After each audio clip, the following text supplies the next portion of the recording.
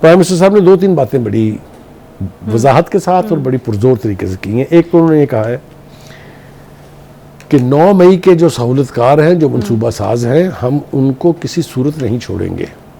सही। एक बात। दूसरी बात उन्होंने ये कही है कि जो पूरी कौम है और पूरी जो हुकूमत है और पूरी जो पॉलिटिकल क़यादत है, वो आर्मी चीफ के पीछे चट्टान की तरह खड़ी है। सही। ये मैसेज देना ज़रूरी है, इसलिए कि पाकिस्तान में अगर आप रिकॉल करें पिछली रिजीम्स जो थी, उनमें एस्टेब्लिशमेंट और सियासी क़यादत के झगड़ों ने बड़े गुल खिलाए हैं, बहुत तबाहकारियाँ हुई हैं। अब अगर ये रजीम और एस्टेब्लिशमेंट एक पेज पर हैं तो शायद कोई अवाम का भला हो जाए।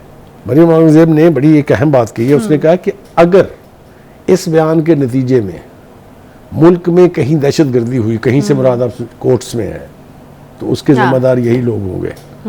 आप बात समझ रही हैं? तो मैं ये समझता हूँ कि इस किस्म के जिस किस्म के हालात से मुल्क गुजर रहा है, उसमें इस किस्म के इंटरव्यूज़ में इशारे जो हैं वो किसी सूरत भी मुस्बत नहीं है, वो किसी न किसी हतमी तबाही का बायस बन सकते हैं। अच्छा। इसलिए उसको अवॉइड करना चाहिए। वज़ीर-ए-आज़म मियां शहबाज शरीफ का एक बयान है जी, उसके ऊपर हमें बात करनी है। वो ये कि इमरान खान का प्रॉक्सीज के जरिए आर्मी चीफ को कातिलाना हमले की धमकियों का मंसूबा बेनकाब हो गया। मरियम औरंगज़ेब साहिबा ने भी जो है वो इसके ऊपर बात की। बुखारी साहब, क्या पस मंज़र है इस तरह के बयान का? काफ़ी जो है वो डेंजरस किस्म का बयान है। तो देखिए, पहली बात तो यह है कि इसका पस मंज़र जैसा आपने कहा वो थोड़ा सा बयान करना ज़रूरी है कि जो अपने PTI एज ए जमात और PTI की पूरी लीडरशिप जो है वो इक़्तिदार से बाहर आने के बाद से उन्होंने टारगेट किया हुआ है एस्टेब्लिशमेंट को। इसके बारे में तो कोई इबाम नहीं है। अच्छा, हर किस्म के बयान देते हैं, हर मलबा जन बाजवा पे डाला हुआ है,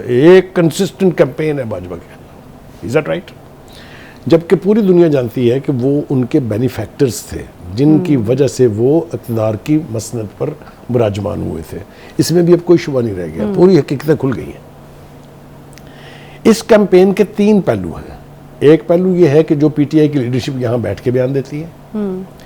दूसरा इसका पहलू ये है कि जो ये सोशल मीडिया पर खुद देते हैं बयानात, इनके लीडर के इंटरव्यूज, सारा कुछ। और तीसरा पहलू इसका ये है कि जो इनके सोशल मीडिया हैंडलर्स हैं या इनके जो सपोर्टर्स हैं, वो वहाँ से बैठ के किस किस किस्म के अनगार्डेड, टोटली अनवारंटेड किस्म के बयानात जारी करते हैं। ये बैकग्राउंड होगी। ठीक। अब इसमें एक इंटरव्यू होता है 2 ऐसे लोगों के बीच जो इस रिजीम के भी और इस एस्टेब्लिशमेंट के भी नोन खिलाफ है। मेरे ख्याल से बहुत ज़्यादा राज की ज़रूरत नहीं है, नाम ले लेते हैं उनका, शाहीन ज़बाई साहब और मोहित पीरज़ादा साहब। ये अपने आप को समझते हैं कि ये विक्टिम है एस्टेब्लिशमेंट के। शाहीन ज़बाई साहब का मामला इससे भी लंबा है। उनकी पहली लड़ाई हुई थी जनरल मुशर्रफ के दौर में। अच्छा। जब उन्होंने यहाँ से जाके अमेरिका में एक इलेक्ट्रिक पेपर, जिसको कहते हैं इलेक्ट्रॉनिक पेपर, वो निकाला था साउथ एशिया ट्रिब्यून के नाम से, और वहाँ से बैठ के उन्होंने फ़ौज के खिलाफ कैंपेन की थी और राज्य की थी।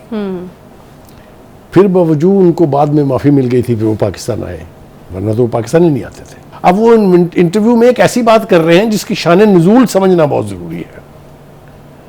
वो अपनी एक ट्वीट में फरमाते हैं शाहीन ज़बाई साहब कि मैं 1968 में एक जलसे में गया जहाँ उस वक्त के मिलिट्री डिक्टेटर जो बैठे थे COS, और एक लड़के ने वहाँ गोली चला दी, वो मेज़ के नीचे छुप गए। आप मुझे बताएं आम हालात में इस बयान की ज़रूरत क्या है? नहीं तो बुखारी साहब, ये आउट ऑफ नोवेयर ये बयान आ गया या बकायदा इंटरव्यू चला हुआ है। अच्छा। इंटरव्यू रिकॉर्ड पे है, मौजूद है, हमने भी देखा है आज।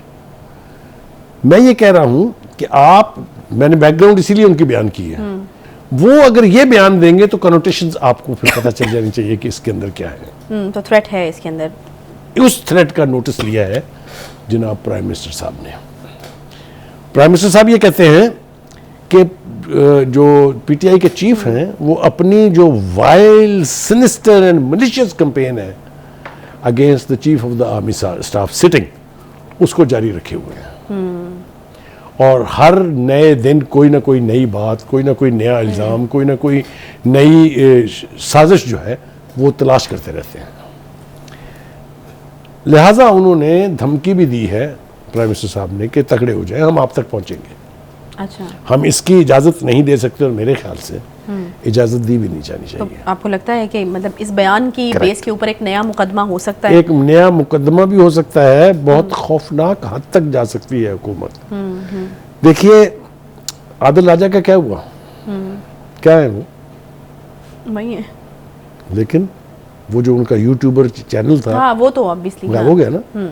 इसका मतलब ये है कि गवर्नमेंट टू गवर्नमेंट लिंक्स में कहीं ना कहीं कोई ना कोई रास्ता मौजूद है। और उनको वापस लाने की भी बातें हो रही थी। अगर यहाँ से 2 कत्ल करने के बाद रेमंड डेविस जा सकता है वापस, हाँ, तो फौज के खिलाफ कैंपेन करने वाले वापस क्यों नहीं आ सकते जी वतन?